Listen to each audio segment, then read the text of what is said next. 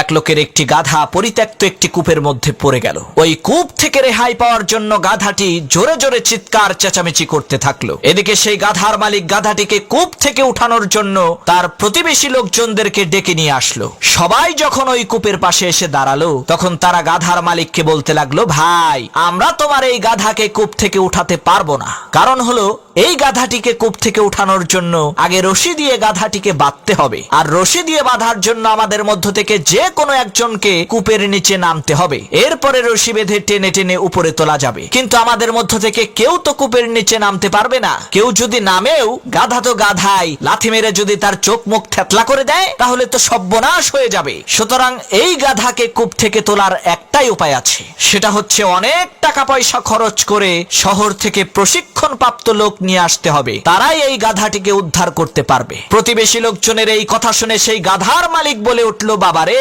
আমার এই বৃদ্ধ দুর্বল গাধাকে কূপ থেকে তোলার জন্য এত টাকা আমি খরচ করতে পারবো না। আবার এই গাধাটিকে এইভাবে কূপের মধ্যে রেখেও দিতে পারবো না। কারণ হচ্ছে, সে যেই রকমের চিৎকার চেঁচামেচি করছে, তাতে তো আমার বাড়ি থাকাই কষ্টসাধ্য হয়ে গেছে। এখন এর একটাই সমাধান, তোমরা ময়লা আবর্জনা, মাটি আর ধুলাবালি দিয়ে আমার এই পরিত্যক্ত কূপটিকে ভরাট করে দাও। এতে করে গাধাটিও কূপের মধ্যে দাফন হয়ে যাবে, আর আমিও শান্তিতে বাড়িতে থাকতে পারবো। গাধার মালিকের এই কথা শুনে প্রতিবেশী লোকজন সবাই মিলে ওই কূপের মধ্যে ময়লা আবর্জনা ধুলাবালি ফেলতে লাগলো। এদিকে কূপের মধ্যে থাকা গাধা মনে করলো তাকে উদ্ধার করার জন্যই এই কর্মযজ্ঞ চলছে। এ কারণে সে আরো জোরে জোরে চিল্লাতে লাগলো। গাধার চিল্লানো দেখে প্রতিবেশী লোকজনেরা আরো উত্তেজিত হয়ে আরো বেশি বেশি ময়লা আবর্জনা ফেলতে লাগলো। আর এদিকে কূপের মধ্য থেকে গাধাটি ময়লা আবর্জনা আর ধুলাবালি তার গায়ের উপর থেকে ঝেড়ে ফেলে দিয়ে লাফিয়ে লাফিয়ে ওই ময়লা আবর্জনার স্তূপের উপরে উঠতে লাগলো। এভাবে করতে করতে এক পর্যায়ে ওই কূপটি ভরে গেল,